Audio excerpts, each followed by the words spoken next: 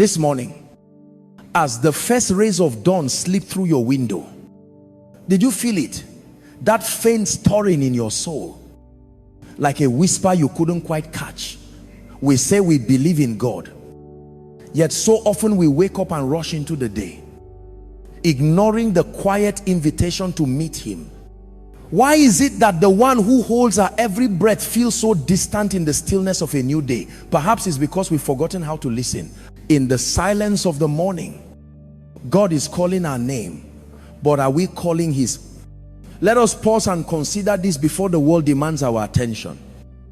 Before the phone buzzes or the to-do list looms, there is a sacred space, a moment where the creator of the universe waits for us. Psalm 46:10 says, "Be still and know that I am God." Be still. It's not a suggestion. Friends, it's a command. A command to stop, to breathe, to let the noise of our lives fade so we can hear the one who speaks in the quiet. This morning, we're invited to awaken not just our bodies but our faith, to recognize God's presence in the stillness and respond with a heart that says, "Hey Lord, I'm here."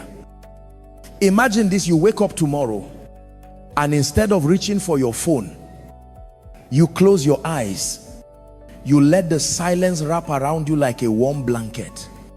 You whisper, "Ask Lord, speak to me." What might happen in that moment? We are not talking about grand visions or booming voices from the heavens. No. God often speaks in the gentle rustle of the morning, in the soft conviction that says, "I am with you." But we miss it.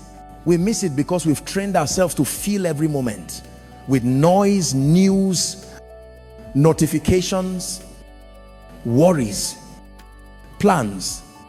Yet the God who formed the stars and knows every hair on your head is waiting in the quiet, longing for you to call his name.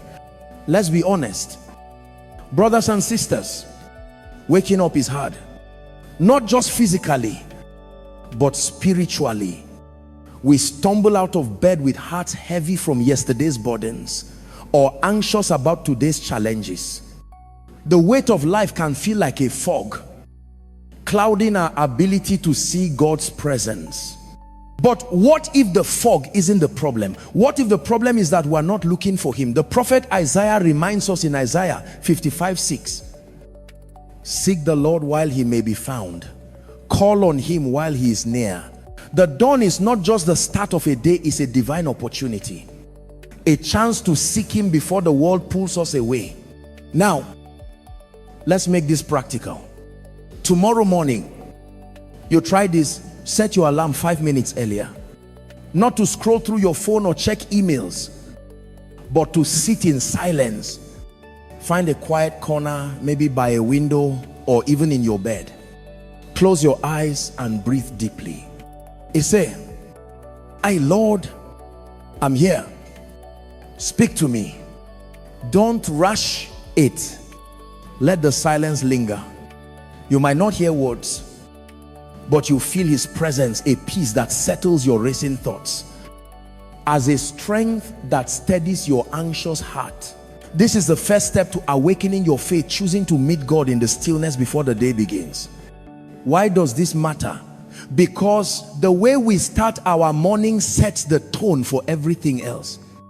If we begin with God, we carry his presence into our work, our conversations, our struggles. But if we begin with the world, we carry its chaos. Think about it. Friends, how many times have you started your day frazzled only to find the rest of it unraveling? The enemy loves to steal our mornings because he knows that's when our hearts are most open to God's voice. So let's take it back. Let's reclaim the dawn as a holy moment, a time to call on his name and let his spirit awaken us. Picture a farmer at dawn, standing in his field. The world is still, of the air, cool. The sky painted with hues of hope. It doesn't rush to his tractor or check his crops first. No, he stands there, taking in the quiet, knowing this moment sets the rhythm for his day. We are that farmer. Friends, our field is our soul, and God is the one who makes it flourish. But we have to show up. We have to stand in the silence and say, Lord, I'm ready. That's what this first part is about, awakening to the silent call, choosing to seek God before anything else. Now, some of you might be thinking, but I'm not a morning person. Silence feels awkward. I don't know how to pray like that. And that's okay. God doesn't need you to be perfect. He just needs you to be present. It starts small. 1 minute of silence. One simple prayer, Lord, I need you. That's enough. Because the God who spoke the world into existence doesn't need your eloquence. He just wants your heart. And in that moment of surrender, something shifts. The fog lifts. The cow skids. And you begin to sense that he is near, closer than your very breath. Let's lean into this. Brothers and sisters, let's commit to meeting God in the morning silence. Not out of duty, but out of desire. Because here's the truth, God is already there, waiting. He's not distant. He's not silent. He's calling your name, longing for you to call his. But we have to choose it.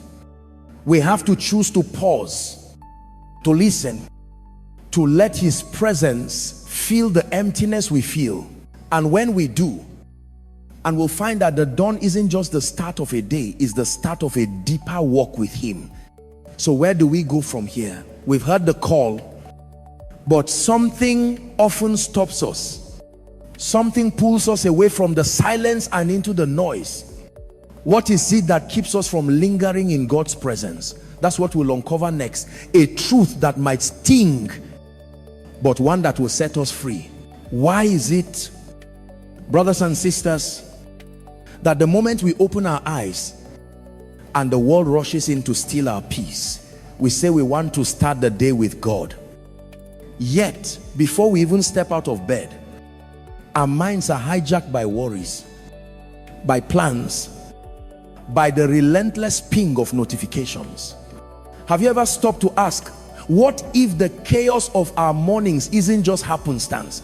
What if it's a deliberate distraction, keeping us from the one who holds our day in his hands? This morning, let's face the truth. The weight of distractions can drown out God's voice if we let it. In Matthew 6:33, Jesus tells us, seek first his kingdom and his righteousness, and all these things will be given to you as well. Seek first, not second, not when we find a spare moment, but first. Yet how many of us can say we truly seek God before the world, the alarm rings, and we're already thinking about emails, deadlines, or what's for breakfast? Our phones light up, pulling us into a vortex of news, messages, and endless scrolls. And just like that, the sacred silence we spoke of, the moment God waits to meet us, is buried under the noise. Let's picture this. You're sitting at the edge of your bed, the dawn barely breaking. You know you should pray. I should open your heart to God. But then a thought creeps in. I need to check that work email. Or maybe it's worry. What if today goes wrong like yesterday? Or perhaps it's the subtle pride of self-reliance. I've got this. I don't need to bother God with my morning. These are the distractions in friends, and they are not random. They're the enemy's oldest trick to keep us so busy, so anxious, so self-focused that we forget to look up. Now, you don't misunderstand. The distractions aren't always bad things. Work is necessary. Responsibilities are real. But when they take the place of God, they become idols. Think about it. What's the first thing you reach for in the morning? Your phone, your coffee, your to-do list, if it's anything other than God. And we're starting our day on shaky ground. We're building our house on sand, not on the rock of his presence. And when the storms of the day come, and they will come, we wonder why we feel so unsteady. Let's make this practical. Tomorrow, I'll try this simple act. Leave your phone in another room when you wake up, just for 10 minutes. Don't check it. Don't touch it. Instead, take a piece of paper, or better yet, at your Bible and write down one thing you're grateful for. The one thing you're giving to God. Maybe it's a worry, Lord, I'm anxious about this meeting. Maybe it's a hope, Lord, guide my words today. This small act of prioritizing God over distractions is a declaration I seek you first. And when you do, you notice something. The weight of the world feels lighter.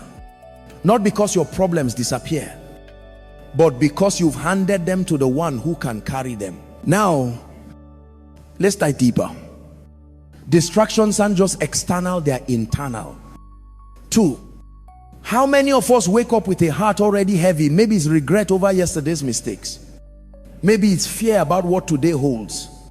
These thoughts are like static, drowning out God's voice. But here's the truth. God is not intimidated by your mess. He's not waiting for you to have it all together before you come to him.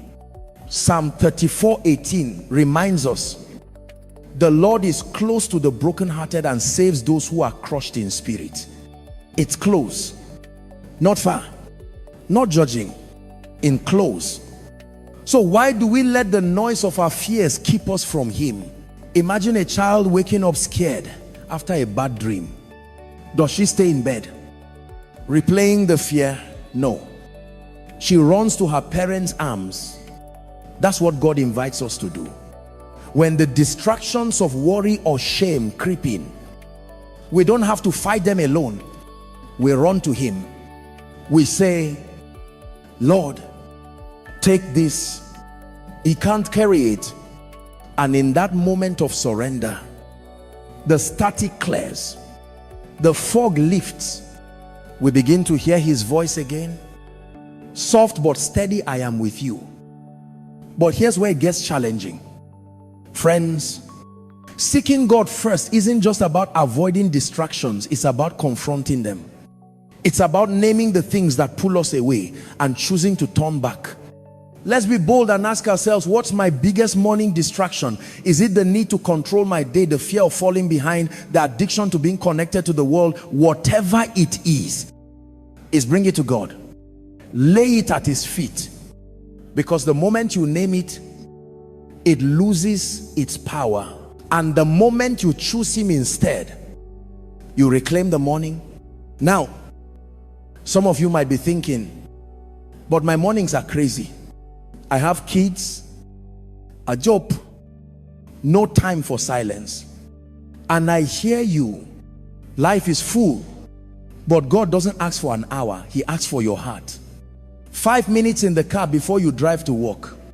A whispered prayer while you make breakfast. A moment of gratitude while you brush your teeth. These are the cracks where God's light can shine through. The question is, will you let it? As we move forward, let's hold on to this. The distractions of the morning are real, but they don't have to win.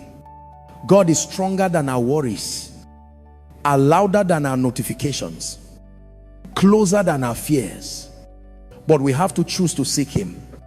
We have to choose to push past the noise and call his name.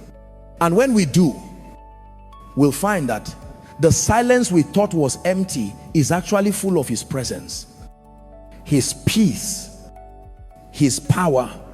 But seeking God isn't just about escaping distractions. It's about something deeper, something active. It's about calling his name with purpose, with faith, with expectation. That's where we're headed. Next, a discovery of what it means to truly name God in the quiet of our dawn. What does it mean? Brothers and sisters, to call on God's name when the world is still asleep. Have you ever wondered why your heart feels restless? Even in the calm of the morning, it's as if something inside us knows that the silence isn't just empty space, but a canvas where God waits to paint his presence. Yet so often, and we leave that canvas blank, rushing past the moment when we could speak his name and feel him draw near. Today, let's discover the power of naming God in the quiet, of letting our first words of the day be a cry of faith. In Exodus 3, we read the Lord would speak to Moses face to face, as one speaks to a friend, face to face, not through a screen, not through a checklist of prayers, but as a friend. This is the intimacy God offers us in the morning silence, a chance to call his name and know he hears. But calling his name isn't just saying God or Jesus like a ritual. It's a declaration. It's a surrender. It's saying, Lord, you are my strength, my guide, my everything before anything else. And when we do that, something shifts. The quiet becomes holy. The dawn becomes a meeting place. Let's imagine this. Tomorrow morning, you wake up, the house is still, no one's demanding your attention yet. You sit up, take a deep breath, and whisper, Jesus, I need you, not because you're supposed to, but because you mean it. What happens in that moment? You're not just speaking, you're inviting. You're opening the door of your heart, saying, hey Lord, come in. And he does, maybe not with fireworks or a booming voice, but with a peace that settles your soul, a clarity that cuts through your fog. That's the power of naming him in the quiet. But why is this so hard? Why do we hesitate to call his name? For some of us, it's because we feel unworthy. We think, who am I to talk to God like that? I messed up yesterday. I'm not holy enough. Friends, I hear this. God doesn't wait for you to be perfect. He waits for you to be present. Romans 10:13 promise. Everyone who calls on the name of the Lord will be saved. Everyone. Not just the perfect, not just the pastors, but you right now, right where you are, your voice, trembling or bold, is enough to reach him. Let's make this practical. Tomorrow, I'll try this before you say anything else. You speak his name. Say, Jesus, I'm here. Or, Father, guide me. Keep it simple, but make it real. Write it down if it helps on a sticky note by your bed, on your mirror, anywhere. You'll see it first thing. Let his name be your anchor, grounding you before the day pulls you away. If you're not sure what to say, I'll try this, Lord. I don't know what today holds, but I know you're with me. Lead me. That's it. That's enough. Because when you call his name, you're not just speaking, you're stepping into his presence. Now, let's be real. Brothers and sisters, sometimes the quiet feels intimidating. Silence can make us face things we'd rather avoid: our doubts, our fears, our failures. But that's exactly why we need to call his name. When we say Jesus, we're not just naming a person, we're naming his power, his love, his victory. Think about Peter in Matthew 14, sinking in the storm. What did he do? He didn't recite a long prayer. He didn't try to swim harder. He cried out, "Ask Lord, I'll save me." And Jesus reached out immediately. That's what happens when we call his name in our own storms, in our own mornings. He reaches out. But here's the challenge: calling his name isn't a one-time act. It's a posture. It's choosing to keep his name on your lips, in your heart, as the day unfolds. Imagine you're driving to work and a wave of anxiety hits. Instead of letting it spiral, are you whisper, Jesus, calm my heart? Or you're about to walk into a tough conversation and you breathe of, Lord, give me wisdom. Each time you call his name, you're pulling the quiet of the morning into the chaos of the day. You're saying, God, you're still here. Let's take it a step further. Calling his name isn't just about us, it's about others. And two, when you start your day by naming God, you carry his presence into your interactions. That co-worker who's struggling, that family member who's hurting, your words, seasoned by God's Spirit, can become a lifeline. Maybe it's as simple as saying, I'm praying for you, and meaning it. Maybe it's sharing a word of encouragement that God places on your heart when you've called his name in the quiet.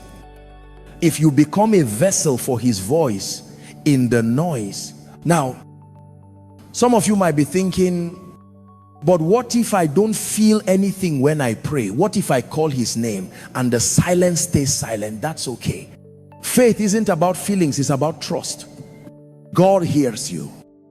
Even when you don't feel him, keep calling, keep showing up. Because every time you say his name, you're planting a seed. And those seeds, watered by his Spirit, will grow into a faith that can move mountains. As we linger here, let's commit to this tomorrow. Let's make his name the first word we speak. Let's fill the silence with his presence, not our worries. Let's call on him, not out of habit, but out of hunger. Because when we do, the quiet becomes a sanctuary. The dawn becomes a dialogue, and our faith begins to burn brighter than ever. But calling his name is just the beginning. What happens when we let that moment shape our entire day? What happens when the quiet of the morning transforms the way we live? That's where we're going next. A revelation of how a faithful dawn can change everything. What if, brothers and sisters, and the way you begin your morning could change the way you live your life? We've all felt it, that moment when the day feels heavy before it even starts. But what if the dawn, when met with God, it could become a doorway to transformation? Not just a fleeting moment of peace, but a shift so deep it reshapes how we see, how we act, how we love.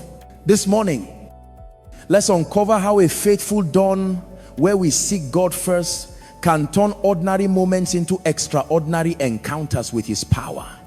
In John 15:5, Jesus says, I am the vine, you are the branches. If you remain in me and I in you, you will bear much fruit. Apart from me, you can do nothing. Remain in me. That's the key. Friends, not just a quick prayer, not just a fleeting thought, but a deliberate choice to stay connected to God from the moment we wake. When we start our day rooted in him, calling his name in the quiet, something miraculous happens. Our perspective shifts, our priorities realign, our hearts, once weighed down by the world, begin to bear fruit that reflects his love, his strength, his purpose. Picture this: you wake up tomorrow, and instead of letting the day's demands take over, you pause, you call on God, you say, and Lord, fill me with your Spirit today. You carry that moment into your morning, maybe while making coffee, and you pray for patience with your family, maybe while driving to work, and you ask for wisdom in a tough decision. This isn't just a ritual, it's a rhythm. It's letting the quiet of the dawn ripple into every hour, transforming how you face the world. Suddenly, in the co-worker who annoys you becomes someone to pray for. The stress that overwhelms you becomes a chance to trust God. That's the power of a faithful dawn. But let's be honest, in friends, transformation isn't automatic. It requires intention. It requires choosing God over the pull of the world. Think about Mary sitting at Jesus' feet in Luke 10. The house was buzzing, Martha was stressed, tasks were piling up, but Mary chose the better thing. She chose to sit in his presence, to listen, to let his words shape her. That's what a faithful dawn does for us. It's a moment to sit at his feet, to let his truth sink in before the world pulls us away. And when we do, and we walk into the day different, not perfect, but purposeful. Let's make this practical.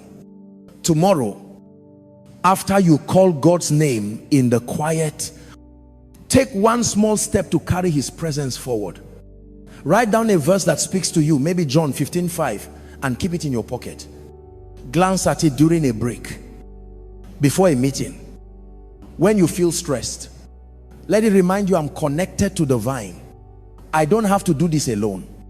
Or try this before you leave the house. I pray for one person you see today. Maybe it's your spouse, your child, your boss. Ask God to show you how to love them, serve them, reflect him to them. These small acts anchor your day in him, turning your morning faith into a living, breathing testimony. Now, let's go deeper. A faithful dawn doesn't just change how we act, it changes how we see. When we start the day with God, we begin to notice him in the ordinary. That sunrise you usually ignore, it becomes a reminder of his faithfulness. That difficult conversation, it becomes an opportunity to show his grace. Even our failures, those moments we stumble, become invitations to lean on his mercy. Lamentations 3:22-23 tells us, because of the Lord's great love, we are not consumed, for his compassions never fail. They are new every morning. New every morning. That's not just poetry. Friends, that's a promise. Every dawn is a fresh start, a chance to let God remake us. But here's where it gets real. Transformation isn't always comfortable. When we invite God into our mornings, he doesn't just pat us on the back, he challenges us. He might ask us to forgive someone we'd rather avoid. He might nudge us to step out in faith when we'd rather play it safe. He might whisper, let go of that worry, it's not yours to carry. This is where the rubber meets the road. Brothers and sisters, a faithful dawn means surrendering our agenda to his. It means saying, is Lord, not my will, but yours. And when we do, we find that his plans are always better, always bigger, always more beautiful than ours. Let's think about someone like David, the shepherd boy turned king. In Psalm 5:3, he writes, in the morning, Lord, you hear my voice. In the morning, I lay my request before you and wait expectantly. David didn't just pray, he waited. He expected God to move. That's the mindset of a faithful dawn. It's not just about asking for help, it's about trusting that God will show up. Maybe not in the way we expect, maybe not on our timeline, but always in his perfect way. And when we live with that expectation, and we start to see his hand everywhere, in the small victories, in the quiet moments, in the challenges we thought we couldn't face. Now, some of you might be thinking, this sounds great, but I'm too busy. My mornings are a blur. And I hear you, life is full, and not every day feels like a mountaintop. But here's the beauty of God's grace. He meets us where we are. You don't need a perfect morning to have a faithful one. A whispered prayer in the shower, In a moment of gratitude while you're stuck in traffic, that's enough. God doesn't measure the length of your prayer. He measures the openness of your heart. So start small, but start. Let the dawn be your reminder that his mercies are new, ready to transform you. As we hold on to this, let's ask ourselves, what could our lives look like if every morning began with God? How would our relationships change? Our work, our faith. A faithful dawn isn't just about the morning, it's about the life it leads to. But there's one more step. How do we take this transformation and carry it through the day? Through the challenges, through the noise. That's where we're headed next. A vision of what it means to live every moment in the light of God's dawn. Brothers and sisters, have you ever noticed how quickly the peace of a God-filled morning can fade? We start the day in his presence. I've calling his name, feeling his strength, yet by noon, the world's weight creeps back in. The question isn't just how we meet God in the dawn, but how we carry that faith forward through the chaos, the challenges, the moments when life feels too heavy. Today, let's discover how the fire of a faithful morning can burn brightly all day long, lighting our path no matter what comes. In Philippians 4:7, Paul writes, do not be anxious about anything, but in every situation, by prayer and petition, with thanksgiving, present your request to God, and the peace of God, which transcends all understanding, will guard your hearts and your minds in Christ Jesus. This is our roadmap, friends, not just for the morning, but for every hour. The dawn's faith isn't meant to stay in the quiet, it's meant to walk with us, to guard us, to guide us through the storms of the day. But how do we hold on to it when life pulls us in every direction? Let's imagine this. You've started your morning with God. You've called his name, felt his presence, surrendered your worries. Now you're in the thick of the day. A meeting goes wrong, a loved one snaps at you, or maybe doubt creeps in, whispering you're not enough. In that moment, what do? You pause, you breathe, you call his name again, not out of panic, but out of trust. You say, that's Jesus. You're still here. And that simple act, returning to the faith of the dawn, becomes a lifeline. It's the difference between being overwhelmed and being overcomers. This is the secret. Brothers and sisters, the dawn's faith isn't a one-time event. It's a rhythm we carry forward. And think about the Israelites in the wilderness. God gave them manna every morning, fresh, sufficient, just for that day. But they couldn't hoard it. They had to trust him for tomorrow's portion. Our faith is like that manna. We gather it in the morning, but we leave it out all day, trusting God to provide what we need for each moment. When we do, we find that his presence doesn't fade. It grows stronger with every step. Let's make this practical. Tomorrow, you try this after your morning time with God. Pick one word or phrase to carry with you. Maybe it's peace from Philippians 4:7. Maybe it's strength or trust. Write it on your hand. Set it as a reminder on your phone, or just hold it in your heart. When the day gets tough, when you're stuck in traffic, facing a conflict, or feeling drained, whisper that word. Let it pull you back to the dawn, to the moment you met God in the quiet. This small act keeps your faith alive, tethering you to his presence no matter where you are. Now, let's go deeper. Carrying the dawn's faith forward means letting it shape how we live. It's not just about surviving the day, it's about shining in it. When we start with God, we're not just reacting to life, we're responding with his love. That co-worker who's always negative, instead of snapping back, for you pray for them in the moment, that fear about the future, instead of spiraling, you hand it to God, saying, and Lord, I trust you. This is what it means to bear fruit. As we talked about in John 15, it's letting God's presence flow through us, touching others with his grace. But here's the hard truth: carrying faith forward takes courage. The world will test you. The enemy will try to steal your peace, whispering lies like, God's not really with you, or you can't handle this. In those moments, and we have to choose to stand firm. Remember Peter walking on water, he was fine until he looked at the waves. But even when he sank, Jesus didn't let him drown. When we falter and we will, God is still there, ready to lift us up. So keep calling his name, keep trusting his presence, because the faith you kindle in the dawn is stronger than the storms you face. Let's think about someone like Daniel in Daniel 6, and we see him praying 3 times a day, even when it meant facing a lion's den.